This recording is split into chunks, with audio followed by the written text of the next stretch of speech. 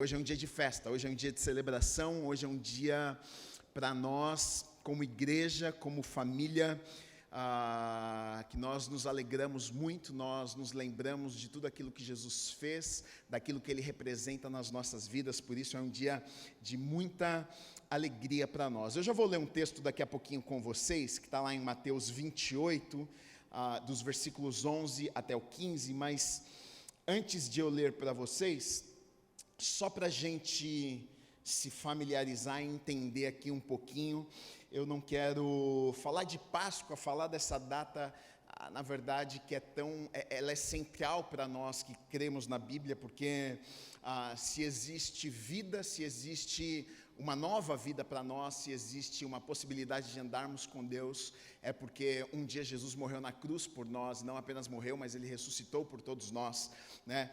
E eu não acredito que Jesus Ele tenha morrido, Ele tenha ido para uma cruz e Ele tenha ressuscitado, não foi por acaso, acredite nisso, não foi por acaso que tudo isso aconteceu durante a festa da Páscoa. Enquanto a Páscoa estava acontecendo, enquanto os judeus, o povo de Israel, estava celebrando, como eles faziam todos os anos, a Páscoa, que era uma festa judaica, neste momento onde eles estão reunidos, onde as pessoas estão vindo de outras cidades, de outros lugares para reunir com seus familiares, estarem todos juntos, e aí exatamente neste período do ano, onde eles estão ali reunidos para comemorar a Páscoa, é onde a gente vai ver através dos evangelhos que Jesus ele vai ser preso, Jesus vai ser levado para ser julgado, Jesus vai ser crucificado, ele vai morrer e ele vai ressuscitar.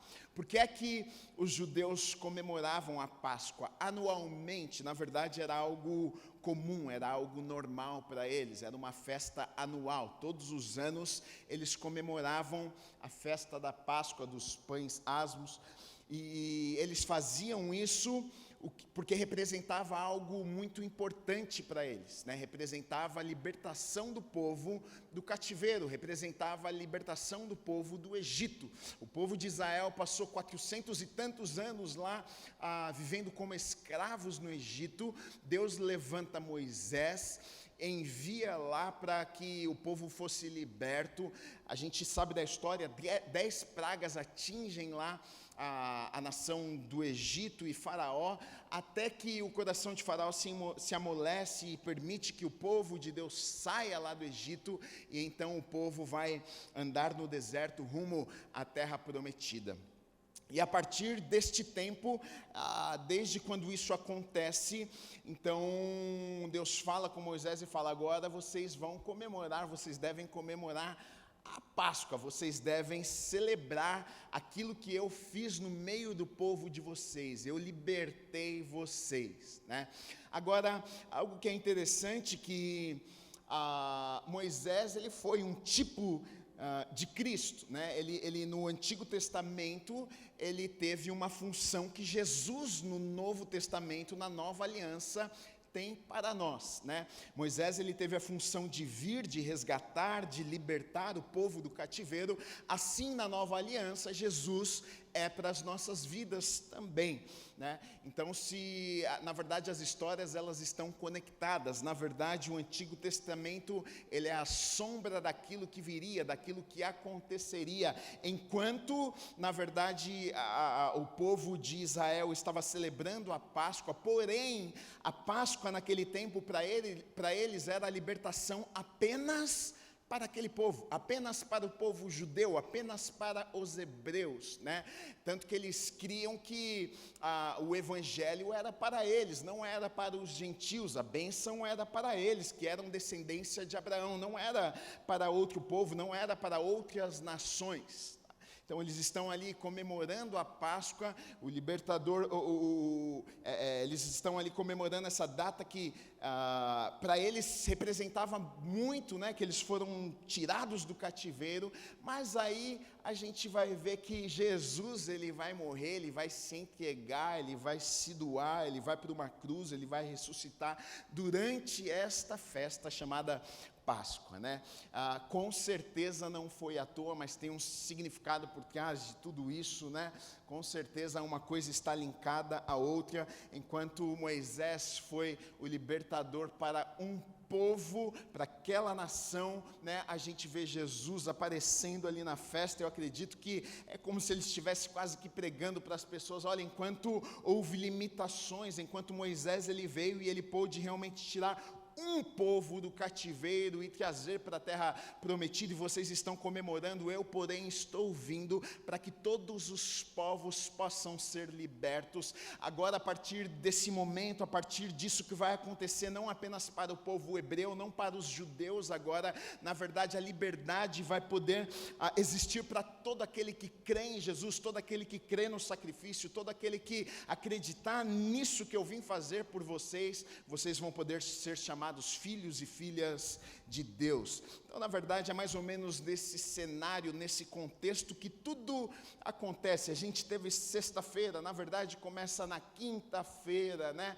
Quando Jesus ele está lá no Getsemane, quando ele está com os discípulos, ele é preso, ele é levado, passa a madrugada, é julgamento, ele é levado daqui para lá, de lá para cá, ficam tentando de todas as formas condenar Jesus, porém eles não tinham com o que condenar Jesus.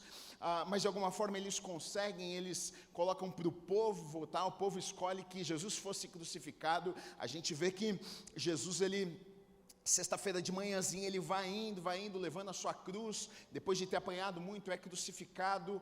Na sexta-feira de tarde ainda ele morre, ele fica por volta da manhã, na verdade, ele fica por volta de 6 horas mais ou menos na cruz. Depois ele é colocado numa tumba, ele não foi enterrado, ele foi colocado dentro de um buraco, colocaram uma pedra na frente, e ali ele passa o sábado, e aí chega o domingo, logo pela manhã, cedinho, a Bíblia vai nos contar algumas coisas, a Bíblia vai nos contar, dos evangelhos vai nos contar que algumas mulheres, elas vão até onde o corpo de Jesus havia sido colocado, e é sobre isso que eu quero falar um pouquinho com vocês nessa manhã. Primeiro, antes de qualquer coisa, eu quero de alguma forma tentar, através da palavra de Deus, não mostrar, mas deixar talvez um pouco mais, trazer um pouco mais de clareza de que isso realmente, de fato, aconteceu. Jesus ressuscitou. Eu quero ler com vocês Mateus, no capítulo 28, dos versículos 11 a 15, que diz assim: E indo elas, eis que alguns da guarda foram à cidade, e contaram aos principais sacerdotes tudo o que sucedera.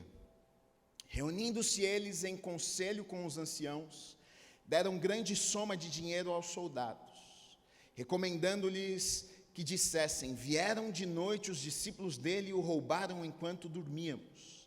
Caso isto chegue ao conhecimento do governador, nós o persuadiremos e vos poremos em segurança. Eles, recebendo o dinheiro, fizeram como estavam instruídos.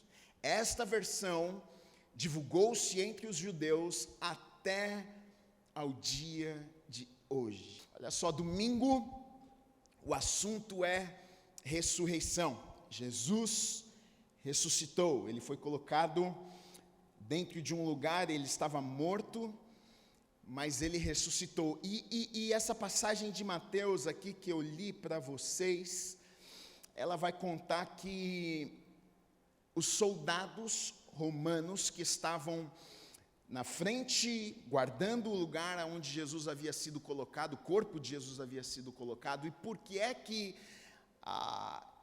tinham colocado soldados ali para guardar o corpo de Jesus?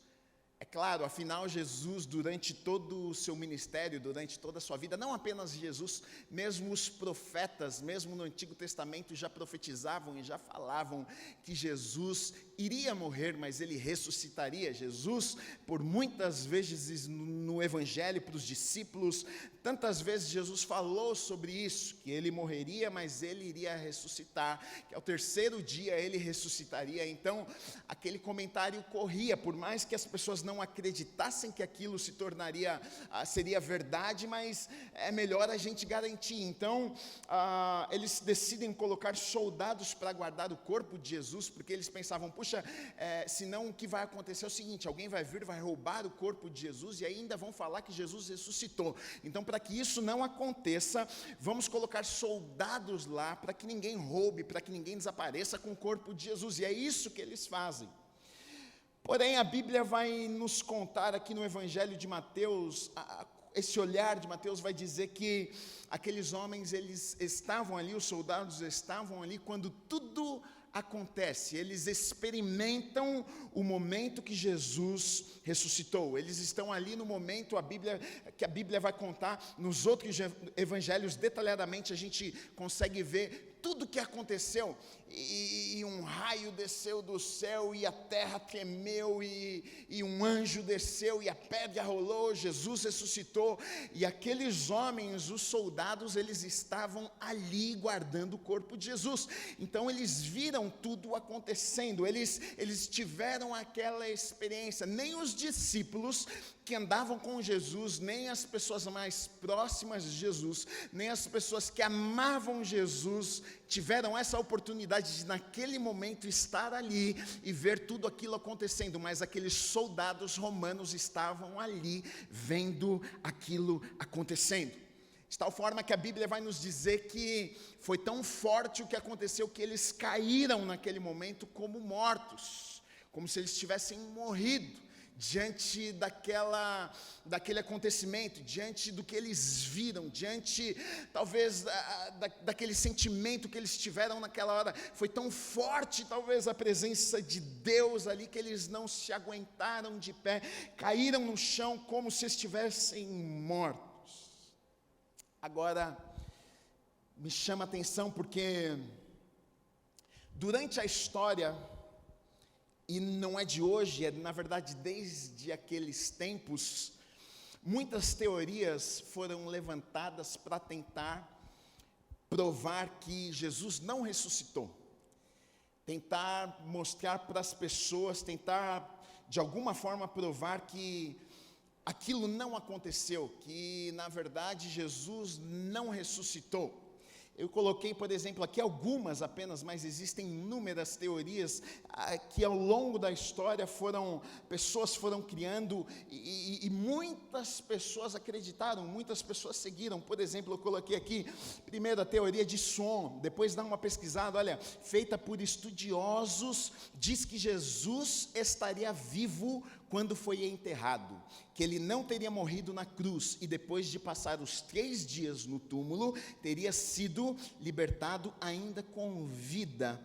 Porém, essa teoria só veio a aparecer 1.600 anos depois, por um homem chamado Venturini. Seria um absurdo pensar que Jesus passou por tudo o que passou. Você já parou para pensar pelo que Jesus passou? Eu coloquei aqui, olha, ele foi espancado, crucificado, foi colocado uma coroa de espinhos na sua cabeça, suas mãos, pés foram perfurados, foi tirado da cruz, morto, foi colocado em um túmulo. Dentro do túmulo ele ficou ali quase 3 dias, sangrando, perdeu quase todo o sangue do seu corpo, não teve assistência médica nenhuma, ninguém foi ali ajudar. Ele ficou dentro de um buraco sozinho, perdeu todo o seu sangue.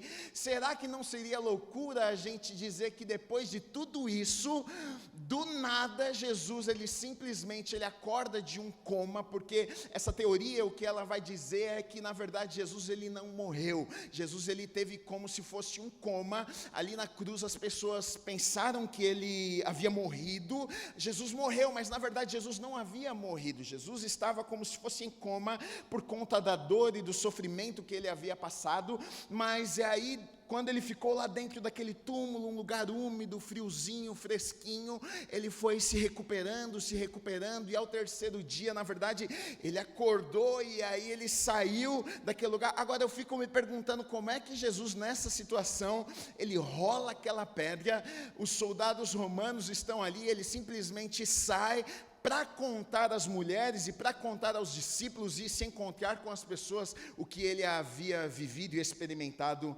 ali naquele momento. Essa é uma das teorias que foram levantadas. Outra teoria que foi levantada, e na verdade muitas pessoas acreditaram, foi a teoria da alucinação.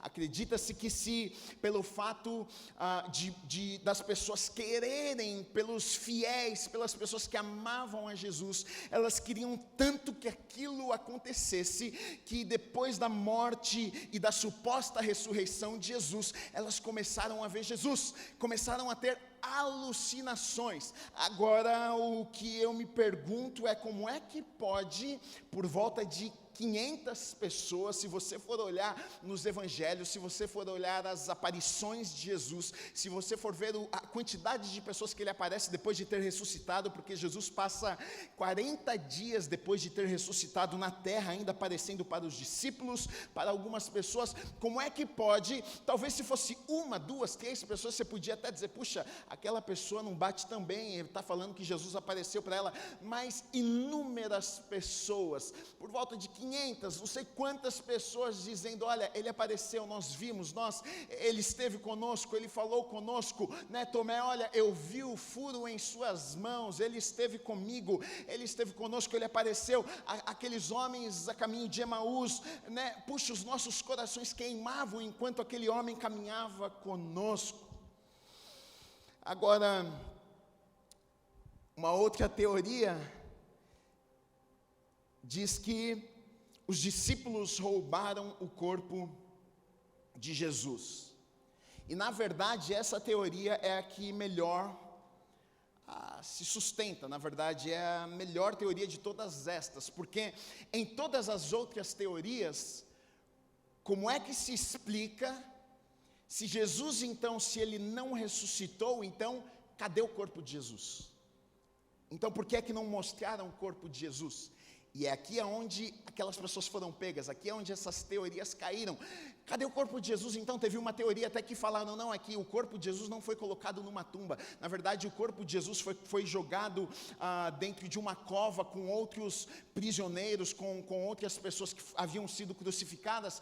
Tá bom, essa teoria é verdade, mas então por que não foram lá na cova e retiraram o corpo de Jesus quando eles quiseram provar que era mentira, quando os discípulos começaram a aparecer e disseram, olha, nós vimos Jesus apareceu para nós, ele esteve conosco, porque tudo o que os romanos não queriam era justamente isso, que a fé das pessoas crescessem, que o evangelho se propagasse, eles lutavam contra aquilo. Então se a ideia deles fosse simplesmente, não vamos deixar que isso ande para frente, traz o corpo de Jesus, tira da cova, pega o corpo de Jesus e vamos provar para essas pessoas que Jesus não ressuscitou. Mas nenhuma destas teorias conseguiu se sustentar, porque nenhuma delas conseguiu trazer o corpo de Jesus de volta, porque ele havia ressuscitado e eles não conseguiram encontrar o corpo de Jesus. E a teoria que melhor se sustenta foi a teoria que, na verdade, os anciãos daquela época,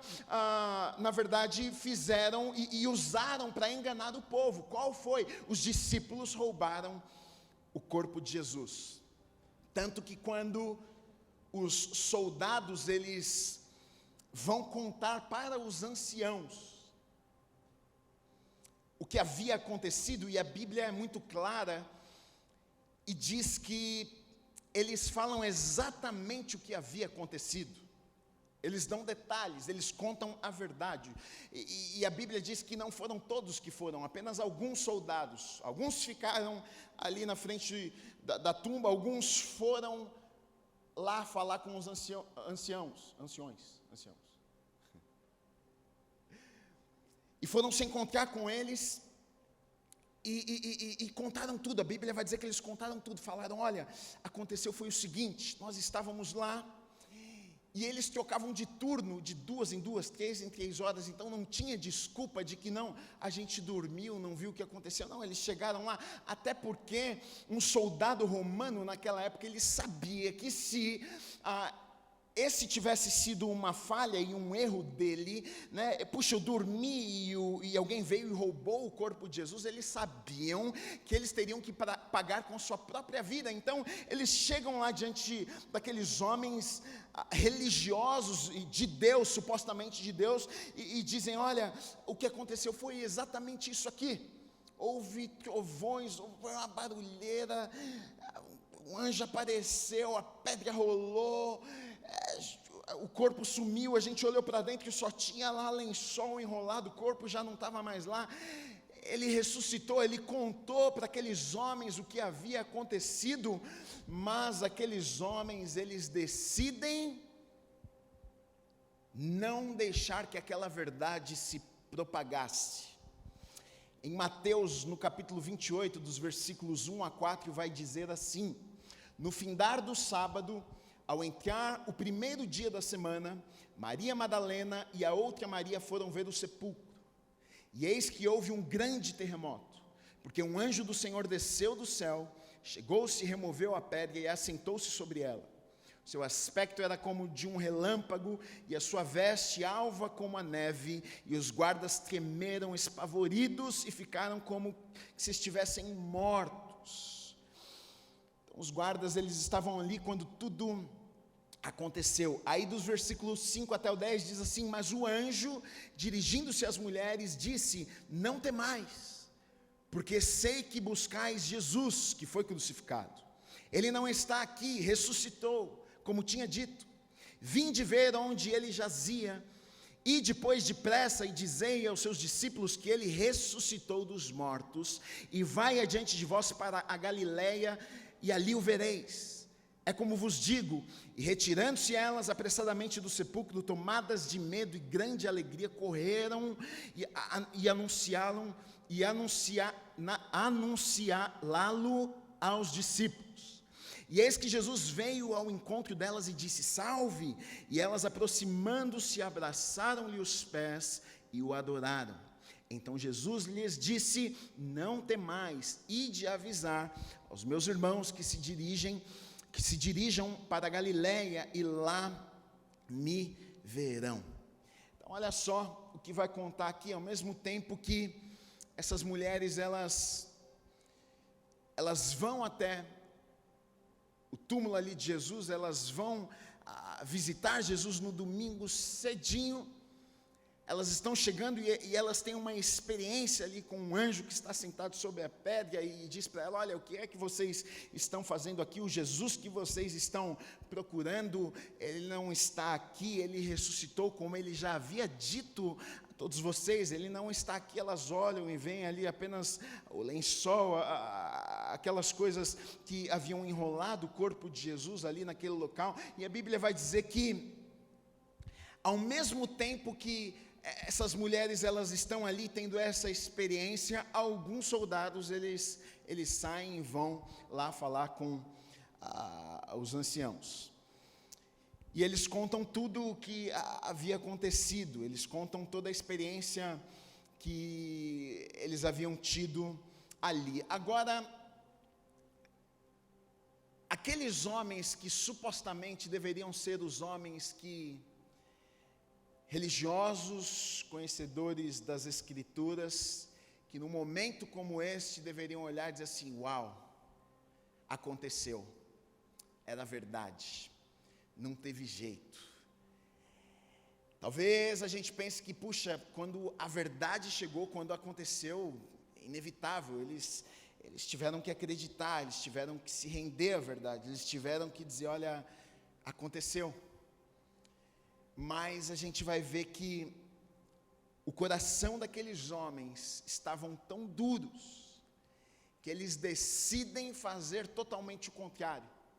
Eles não aceitam a verdade que os soldados haviam declarado e dito para eles: olha, aconteceu, nós estávamos lá, a gente viu tudo acontecendo, a gente ficou que nem morto, porque foi tão forte o que aconteceu que a gente caiu no chão lá, mas aqueles homens decidiram não acreditar, não simplesmente não acreditar, mas não quiseram dar ouvidos e disseram: olha, isso aqui que vocês estão falando para nós, nós não vamos compartilhar com ninguém, a gente vai inventar uma história, a gente vai contar uma história e vocês vão contar uma mentira para as pessoas, tá? E olhando isso aqui, eu consigo ver o que diz em 2 Coríntios 4:4, que vai falar que o Deus deste século havia cegado o entendimento, havia cegado os olhos daqueles homens de tal forma que eles não conseguem se render à verdade, eles estão cegos, eles não conseguem enxergar, eles estão ali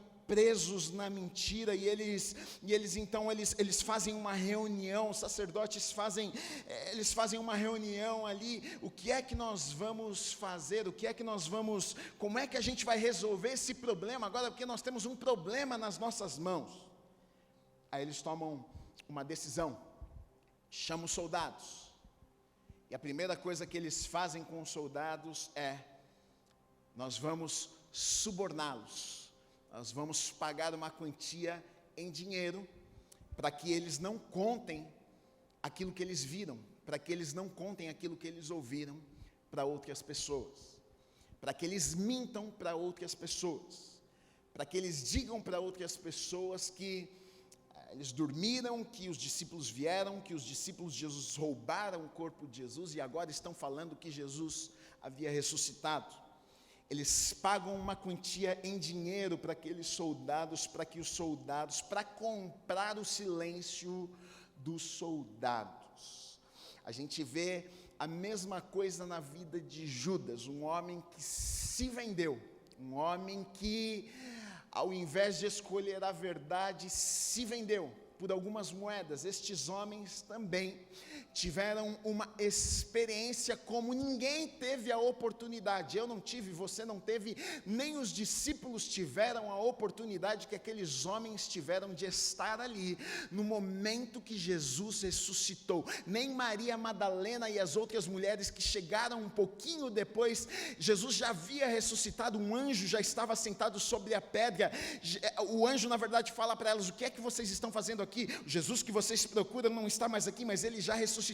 Mas aqueles homens não, aqueles soldados não, eles estavam ali quando tudo aconteceu, foram as únicas pessoas que estavam ali no exato momento que Jesus ressuscitou, mas eles escolheram se vender. Eu não sei você, mas na verdade, isso aqui que aconteceu, a gente pode olhar e pensar: puxa, que coisa terrível, mas isso nunca parou de acontecer. Na verdade, quantas vezes eu me vendi, quantas vezes você se vendeu, quantas vezes o pecado não nos roubou, quantas vezes, quantas coisas não roubou a presença de Deus nas nossas vidas.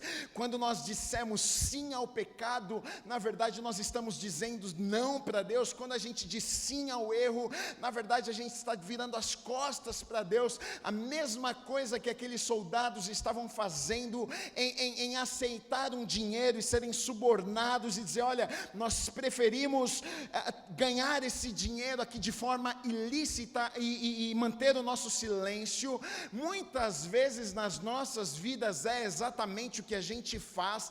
A gente muitas vezes não faz, a gente não consegue mensurar. A gente pensa: puxa, esses soldados fizeram coisas terríveis, Gui, eu jamais faria isso. Mas quando você mente, você faz isso. Quando você peca, você faz isso.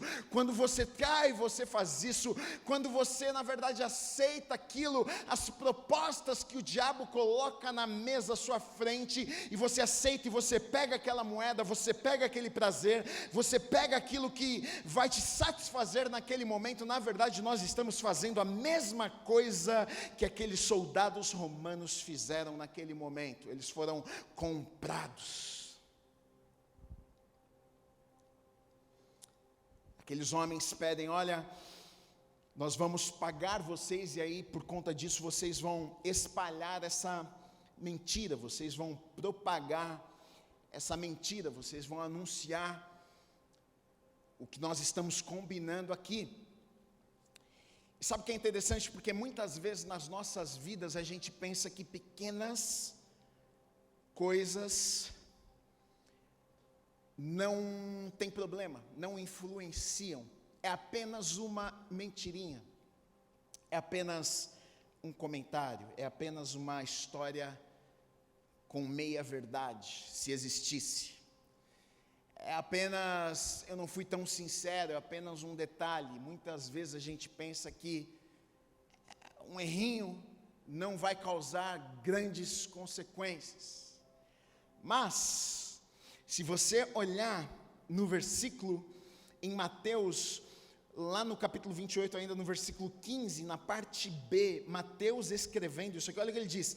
Esta versão, que versão? Essa versão que foi contada pelos soldados, de que o corpo de Jesus havia sido roubado pelos discípulos. Esta versão, ele está dizendo, divulgou-se entre os judeus até ao dia de hoje.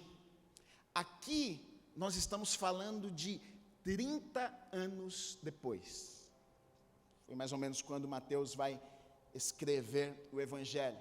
30 anos depois. Mateus ele vai escrever e vai dizer: aquilo que foi falado se propagou, se propaga até os dias de hoje. Depois de 30 anos no meio do povo judeu, essa mentira para muitos é verdade. Aquela mentira para muitos causa um efeito na vida deles. Eles acreditam, muitas pessoas acreditam.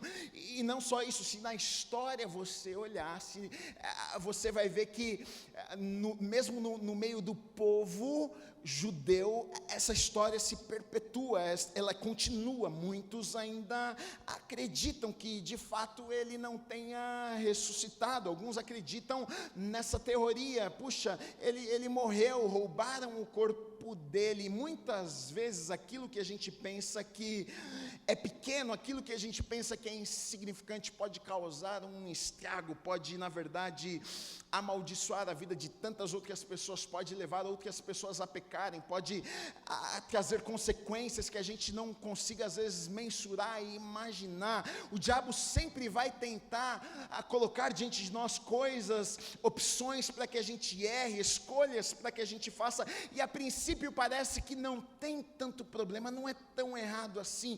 E talvez aqueles homens diante daquela situação, talvez tenham pensado: puxa, não tem tanto problema, já morreu mesmo, já está lá, os discípulos, cada um já correu para um canto, todo mundo foi embora, a gente só conta que é roubado o corpo dele mesmo, está tudo certo, vamos pegar aqui um dinheiro para a gente, está tudo certo.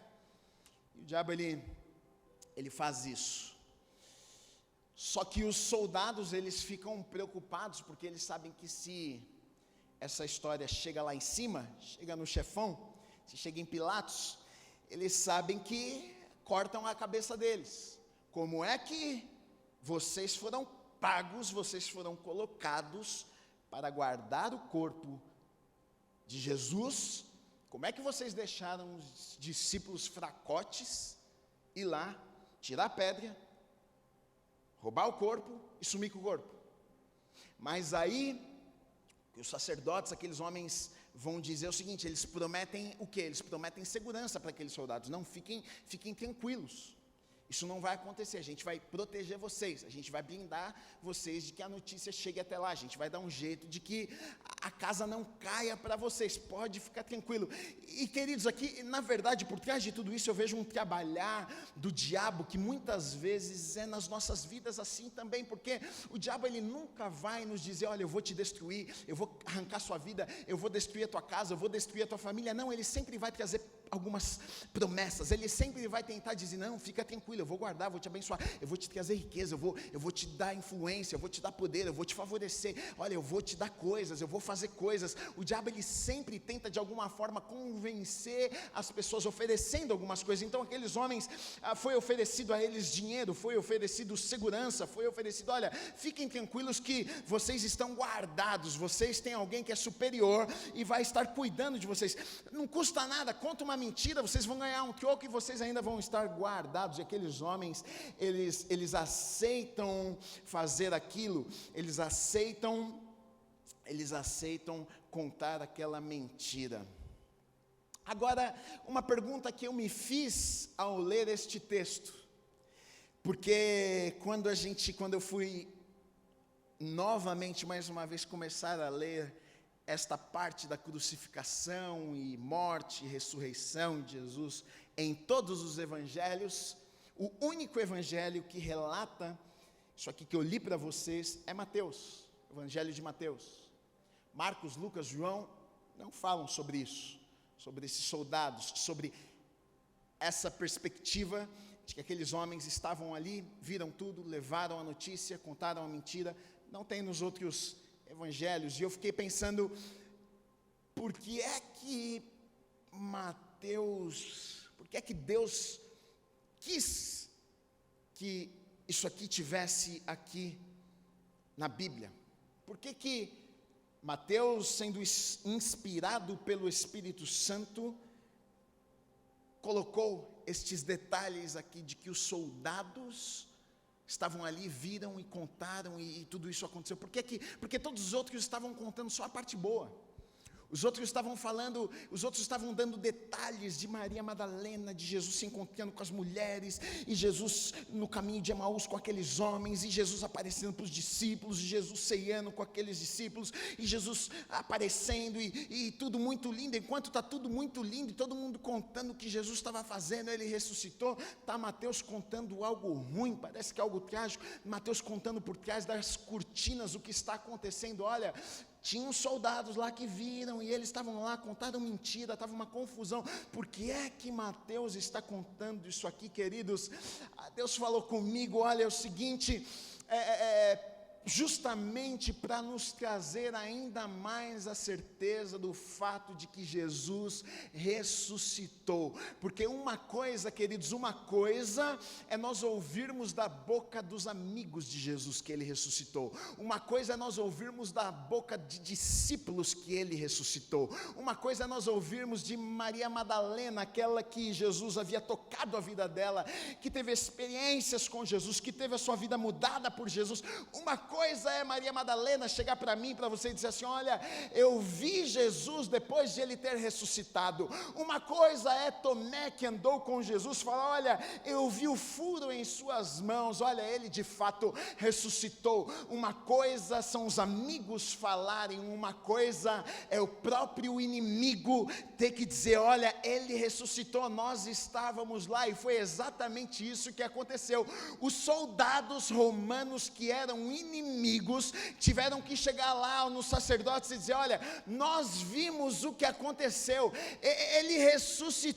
Eles tiveram que ser subornados, tiveram que pagar, tiveram que mentir, tiveram que inventar uma história para que aquela verdade de que Jesus havia ressuscitado não fosse propagada. Isso só nos mostra, isso só nos prova que Jesus de fato ressuscitou.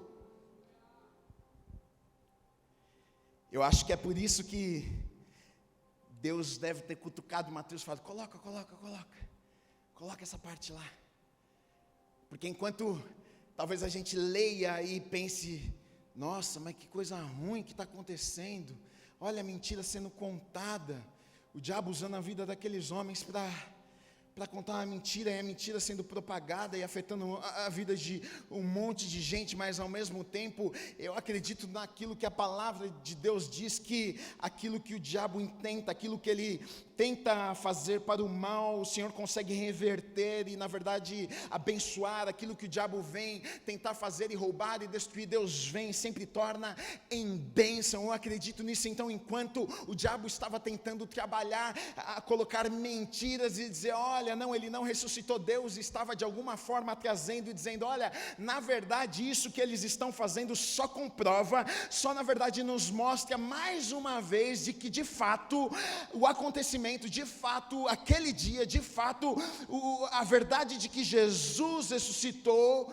é verdade, porque até os inimigos tiveram que reconhecer que Jesus havia ressuscitado. Jesus ressuscitou. Essa é a verdade central do Evangelho. A ressurreição de Cristo é o grande milagre, na verdade, do cristianismo. A ressurreição significa que Jesus, ele é tudo aquilo que ele afirmou ser, tudo aquilo que ele pregou, todas as escrituras, todas as profecias, o Antigo Testamento se cumprindo na obra de Jesus, na cruz e na ressurreição de Jesus. Coloquei a resposta do mundo, as reivindicações de Jesus foi a cruz. A resposta de Deus, entretanto, foi a ressurreição. A ressurreição significa que a morte expiatória de Cristo foi uma divina realidade, e que o homem pode encontrar perdão pelos seus pecados e assim ter paz com Deus. Olha só, porque é que, só para você conseguir compreender e entender um pouquinho do valor, do que isso representa para nós. Talvez você esteja aí assistindo e você até acredita nisso aqui que nós estamos falando. Talvez você diga, puxa Gui, olha que palavra maravilhosa, eu acredito, olha, Jesus morreu numa cruz por mim, Jesus ressuscitou, mas o que é que isso representa para você? O que é que isso causa na tua vida? Você faz ideia do porquê Jesus morreu e ressuscitou numa cruz por você? No Antigo Testamento, na verdade, Deus, lá em Gênesis, quando Ele cria o homem, Deus cria o homem para se relacionar com o homem. Quando o pecado entra no mundo, o pecado afasta o homem de Deus. E aí Deus vai ter que enviar o seu filho, na verdade, para morrer pelos pecados, para que então nós pudéssemos nos aproximarmos de Deus novamente. No Antigo Testamento, quando Jesus ainda não havia vindo aqui à terra, o que acontece? Como é que aquelas pessoas se relacionavam com Deus? Como é que pecados eram perdoados? A gente chama isso de expiação. Eles pegavam animais, eles ofereciam sacrifícios, eles matavam animais, e eles derramavam sangue ali, e aquilo, o que eles estavam dizendo é o seguinte: olha, o sangue desse animal está sendo derramado para que o nosso pecado, para que o pecado da nação seja perdoado. Eles faziam isso anualmente, eles faziam isso sempre, para que os pecados, na verdade, fossem cobertos. Porém, na verdade, não resolvia o problema.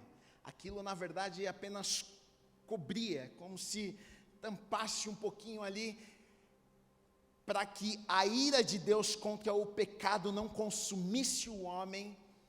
O sangue de animal cobria a vida do homem enquanto Jesus não viesse. Mas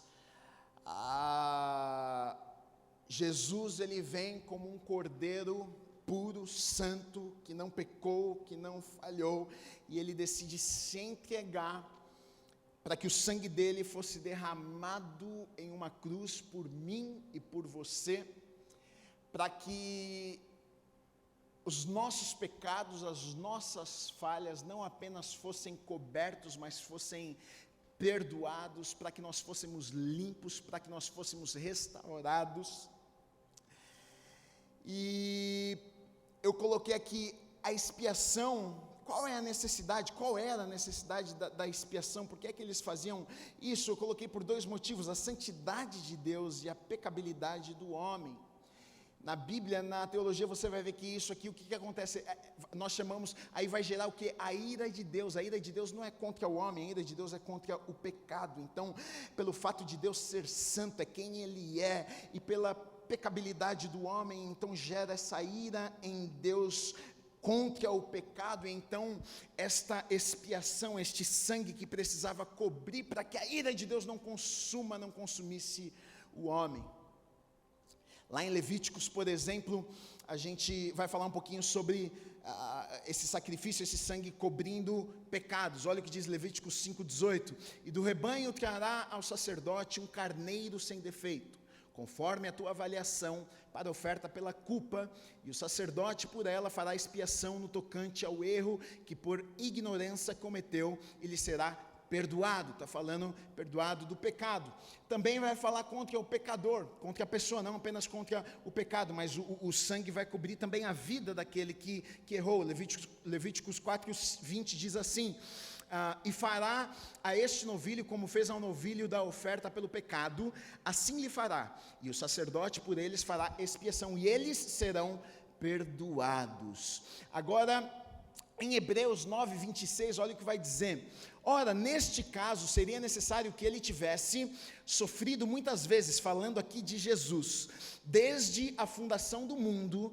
Agora, porém, ao se cumprirem os tempos, se manifestou uma vez por todas, para aniquilar pelo sacrifício de si mesmo o pecado. Aí no versículo 28 diz assim: assim também Cristo, tendo se oferecido uma vez para sempre para tirar os pecados de muitos, aparecerá segunda vez, sem pecado, aos que o aguardam para a salvação. Aqui nós estamos falando desse cordeiro que veio se colocar neste lugar de expiação pela minha vida e pela tua vida, para que os nossos pecados fossem perdoados. Quando a gente fala de expiação, a gente na verdade fala de algumas coisas. Quando a gente fala de um sangue derramado, quando a gente fala de sacrifício, quando a gente está falando sobre isso, aquelas pessoas, na verdade, no contexto que elas viviam os judeus, eles entendiam o que estava sendo falado ali. Por exemplo, eu coloquei aqui o que representa também, eu coloquei propiciação. Essa palavra tem uma origem latina, que quer dizer prop, que significa perto de. A palavra significa então juntar, tornar favorável, efetuar reconciliação. Esse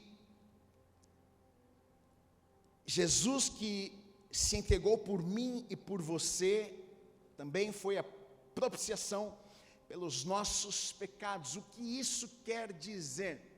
Ele foi aquele que nos aproximou. Ele não foi apenas aquele que se entregou para que o nosso pecado fosse perdoado e para que as nossas vidas fossem lavadas. Já seria muito bom. Já seria, puxa, olha, eu não vou ter que pagar com a minha própria vida. Jesus veio e derramou sangue, agora Ele me cobre com o sangue dele. Mas a propiciação vai dizer o seguinte, que na verdade, além de Ele ter sido como um cordeiro expiatório que se entregou por mim, derramou o seu sangue por mim, Ele é a propiciação. Ele na verdade me uniu novamente ao Pai. Aquilo que o pecado fez, que me separou de Deus, agora Jesus com o seu sacrifício, Ele me une novamente ao Pai. Olha o que diz em Romanos, no capítulo 3, versículo 24 e 25, diz assim: sendo justificados gratuitamente por sua graça, mediante a redenção que há em Cristo Jesus, a quem Deus propôs no seu sangue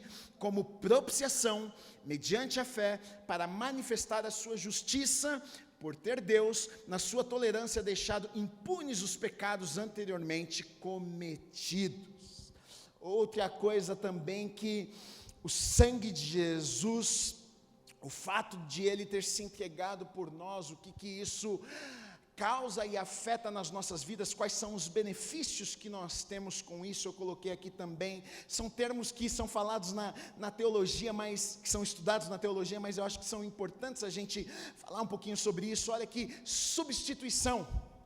O pensamento de substituição é saliente nos sacrifícios do Antigo Testamento, onde o sangue da vítima é considerado como uma coberta fazendo expiação pela alma do ofertante. E um dos textos que mostram com maior clareza isso é lá em Isaías. Eu vou ler para vocês 53, de 4 a 7, que diz assim: certamente Ele tomou sobre si o quê? As nossas enfermidades. Aí de novo, as nossas dores. Levou sobre si, e nós o reputávamos por aflito, ferido de Deus e oprimidos. Mas Ele foi transpassado pelas nossas transgressões e moído pelas nossas iniquidades. O castigo que nos traz a paz estava sobre Ele, e pelas suas pisaduras fomos, eu e você fomos sarados. Todos nós andávamos desgarrados como ovelhas, cada um se desviava pelo caminho, mas o Senhor fez cair sobre Ele a iniquidade de todos nós. Ele foi oprimido e humilhado, mas não abriu a boca. Como cordeiro foi levado ao matadouro, e como ovelha muda perante os seus tosqueadores, ele não abriu a boca. Substituição, aquilo que era na verdade para que um preço que eu deveria pagar, um lugar que eu deveria estar, Jesus se colocou naquela posição por mim, para que eu não precisasse estar naquele lugar, porque ele foi para a cruz, porque ele morreu por mim, porque ele ressuscitou por mim. Então hoje eu posso ter saúde, hoje eu posso ser abençoado, hoje eu posso me aproximar de Deus, hoje eu posso ter uma vida plena, hoje eu posso viver tudo aquilo que Deus tem preparado para a minha vida. Por quê? Porque na verdade ele se colocou no meu lugar, ele pagou um preço que na verdade eu tinha que ter pago. Ele foi o meu e o seu substituto. Possível não falarmos também de redenção. A palavra redimir significa comprar por um preço, livrar da servidão por um preço. Jesus, ele é o nosso Redentor. Sua obra expiatória é descrita como essa redenção, essa quitação de dívida, na verdade, que nós tínhamos. Porque quando nós pecamos, a Bíblia vai dizer que o salário do pecado é a morte. Quando o homem pecou, quando o homem errou, nós ficamos com uma dívida que precisaria ser paga, dívida que nós não conseguiríamos pagar, na verdade, dívida que requer derramamento de sangue para que seja quitada. Mas aí então Jesus, com a sua morte, quando ele derrama o seu sangue, na verdade ele nos redimiu. Aqui a gente vê com clareza no Antigo Testamento, você vai ver sobre redenção de famílias, familiares, como é que era feito. O povo pagava, comprava, naquele tempo era algo muito comum para aquelas pessoas. Hoje, às vezes a gente estranha, porque não é algo comum, né? Redimir uma pessoa, pagar um preço pela pessoa, pagar um preço por um escravo, naquele tempo era normal. Aquelas pessoas estavam entendendo a linguagem, elas sabiam o que Jesus estava fazendo por elas. Olha o que diz em Mateus 20, 28, tal como o Filho do Homem, que não veio para ser servido, mas para servir e dar a sua vida em resgate por muitos. Apocalipse 5:9 diz assim: e entoavam um novo cântico, dizendo: digno és de tomar o livro e abrir-lhe os selos, porque fostes morto, e com teu sangue compraste para Deus os que procedem de toda tribo, língua, povo e nação. Tito, no capítulo 2, versículos 13 e 14, diz assim: aguardando a bendita esperança e a manifestação da glória do nosso grande Deus e Salvador Cristo Jesus, o qual a si mesmo se deu por nós, a fim de remir-nos de toda iniquidade e purificar para si mesmo um povo exclusivamente seu, zeloso de boas obras. 1 Pedro 1, 18 e 19 diz assim: sabendo que não foi mediante coisas corruptíveis, como prata ou ouro, que fostes resgatados do vosso fútil procedimento que vossos pais vos legaram, mas pelo precioso sangue, como de cordeiro sem defeito e sem mácula, o sangue de Cristo. O sangue de Cristo nos redimiu. O sangue de Cristo na cruz do Calvário, o sangue de Cristo derramado por mim e por você, pagou um preço que nós não poderíamos pagar. Nós tínhamos uma dívida, nós não tínhamos como pagar esta dívida, mas Ele veio e nos redimiu. Ele pagou um preço tão alto, que teve que pagar com a sua própria vida. Eu não sei você, mas talvez você está começando a entender o significado da morte de Jesus, o significado da ressurreição de Jesus, o que isso de fato representa na minha e na sua vida. Ele pagou um preço que eu e você não poderíamos pagar. Ele fez algo por mim e por você que nós não poderíamos fazer. Em quinto, Ele nos traz a reconciliação também. Romanos 5, 10 e 11 diz assim: porque se nós, quando inimigos, fomos reconciliados com Deus, mediante a morte do seu Filho, muito mais estando já reconciliados, seremos salvos pela sua vida. E não apenas isto, mas também nos gloriamos em Deus por nosso Senhor Jesus Cristo, por intermédio de quem recebemos agora a reconciliação. Olha só que coisa maravilhosa, nós temos no sangue, através do sangue de Jesus, nós temos também a reconciliação, aquilo que havia sido rompido, o nosso relacionamento com Deus havia sido quebrado, o homem pecou, o homem falhou, o homem errou, nós agora não poderíamos estar mais na presença de Deus, agora não poderíamos nos relacionarmos com Deus, porque aonde a luz e trevas não conseguem se entender, a gente não poderia se achegar diante de Deus, mas por causa do sacrifício de Jesus, por causa do preço que Jesus pagou naquela cruz por nós, olha só, Ele nos trouxe reconciliação, agora nós podemos estar diante de Deus, agora a gente pode se achegar a Deus, e agora quando Deus olha para as nossas vidas, na verdade, Deus olha para as nossas vidas com essa lente que na verdade é o sangue de Jesus. Deus não vê mais agora as nossas falhas, Deus não vê mais agora os nossos pecados, Deus não vê mais agora o nosso passado, Deus não vê quem nós fomos, mas na verdade Ele nos vê através do sangue de Jesus, que purifica as nossas vidas, que lava as nossas vidas, sangue que cobre as nossas vidas, que cobre os nossos pecados, que nos lava, que nos faz alvos como a neve. Ele, o sangue de Jesus, nos traz reconciliação.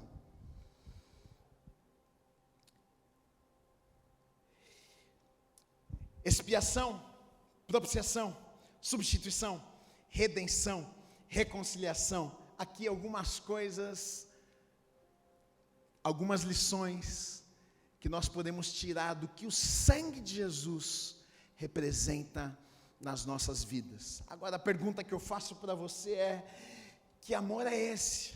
Que amor é esse? Que amor é esse? Que amor é esse? Que amor é esse que decide pagar um preço que não é sua dívida? Que amor é esse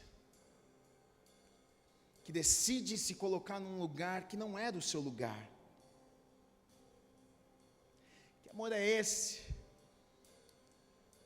que decide passar vergonha, que decide ser humilhado, que decide sofrer, que decide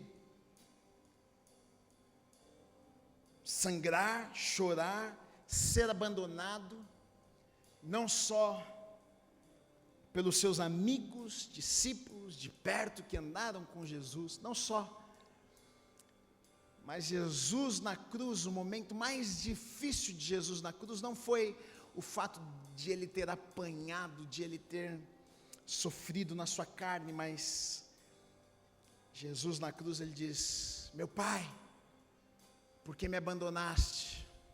Por que o Senhor me abandonou? No momento que Jesus estava na cruz, Deus teve que abandonar Jesus por um momento,